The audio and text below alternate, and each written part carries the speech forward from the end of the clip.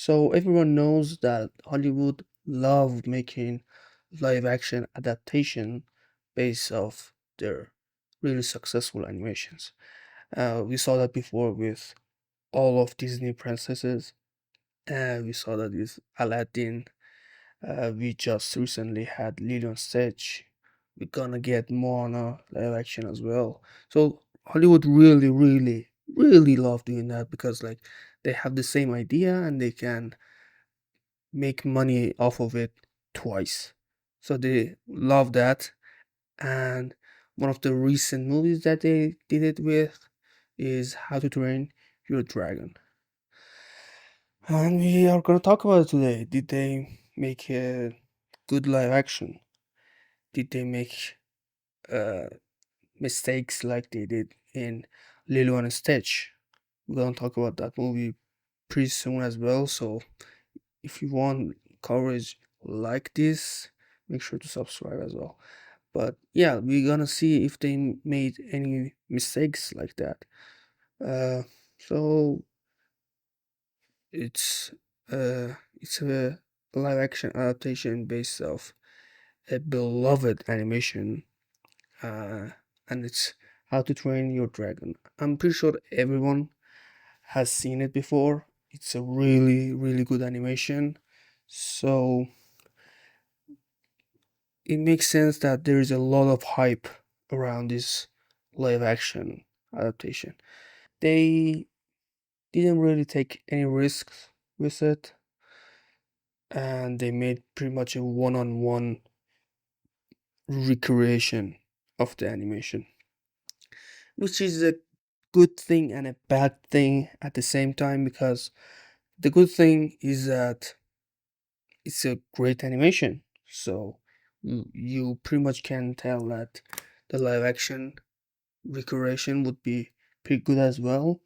But the bad thing is that you pretty much know the whole story and they don't really take any chances, nothing like that. So that's a bad thing about that. But yeah, I guess they didn't really want to take any risks because this already made them a lot of money, but they are hoping for a future for this like franchise, so they didn't really want to make any risks. But one thing that was a little bit weird was that even though it's a one-on-one recreation, somehow the characters are not exactly as likable as in the animation, which is a little bit weird. And I'm not saying they're not likable or anything like that. They are likable, but they're not as likable. They were really much more interesting in the animation. I can't really put my finger like to see like why that happened, but yeah, that's part of the whole movie, unfortunately.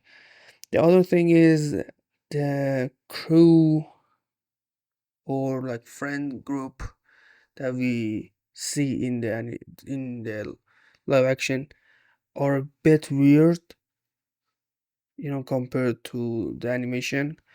In the animation, there are a little bit of, jackasses at first, but then they turn more likable in the end.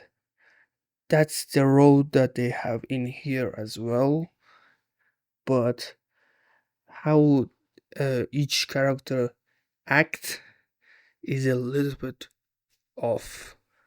Again, I can't really put my finger on it exactly, but it's a little bit off. Now, the best part of about like the recreation, it's Toothless. He's absolutely the best part of the recreation. I love him. I loved him in the three movie animation that they did before. He was my favorite, and he's my favorite here too. He's just he's so funny. He's so smart. He's just such a good character. Yeah, uh, the main character Hiccup is also pretty good. He has a good actor for it. He does a pretty good job on it. Again, not as likable as the Hiccup in the animation, but it's still pretty good. I would say it's still pretty good. So that's good. The dad and his friend, I knew. What was his name? I don't remember exactly his name, but they are really good as well, and they were part of the good things about animation, and there are some of the good things about live action as well. So that is really good. And the other main character is Astrid. They changed the ethnicity of the character in this movie, which I had at least a lot of problem with it. Um, because like it's weird. You like a character, and you see her in three movies and a TV show. So you see her for a long time, and then you have an image of her in your mind, and they decide to make a live action, and they just completely put that image like to the side. So you know that kind of make it weird. That's one of the reason I wasn't really excited for this movie as well. But the actress is actually a really really good actor, so she did fantastic, I would even say. But at the same time, it's still a little bit weird. I don't know what to tell you. It's weird. It's weird. I'm sure I can obviously get used to it, but it's gonna take a little bit more than just one movie. I like her, but I don't know. I don't know. The CGI is one of the strong point of this movie. It's obviously a movie with a lot of dragons, so CGI is really really important, and they nailed it. It's really really good. They made a really good job with it. But it's really weird that they had like green screen issues. Like they are obviously part of the movie that they weren't shooting on location. I'm not sure how much percentage wise, but obviously they were part that they used on a green screen, right? Now you can pretty much see it every time.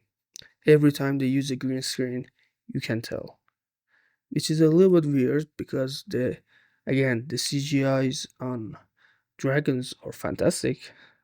So it's a bit weird. I don't know why they couldn't make the green screens look less weird. I don't really understand that. Well, the directing is really good, but it's just a you know recreation. So I'm not taking credit away from him or anything, but it's a one-on-one recreation. So the main directing was on the director of the animation. So yeah, but again, he did a good job. He did what he was supposed to do, and he also served some really good shots. So yeah, not really complaining about the director. Uh, Now, is it worth watching? I would say so. I would say so. It doesn't exactly catch up to the main animation, but still, it's a solid, I would say, a solid live action adaptation. Hopefully, in the next two movies, if they are gonna, exactly recreate the animation path, hopefully they would do a little bit better job with the characters and their relationships with each other. Hopefully they do a little bit better at that. And yeah, I think if they fix that, it would be on par with the animation. So yeah, I would say it's worth a watch. It's definitely worth a watch, but it doesn't exactly catch up to the animation. Just a little bit off, just tiny bit. uh, yeah, thank you for watching. If you subscribe, that would help us a lot. If you enjoyed this video, uh, click the like button, and yeah, comment if you enjoyed How to Train Your Dragon live action adaptation. Let's see what you guys think. Thank you for watching, and I'll see you on the next video.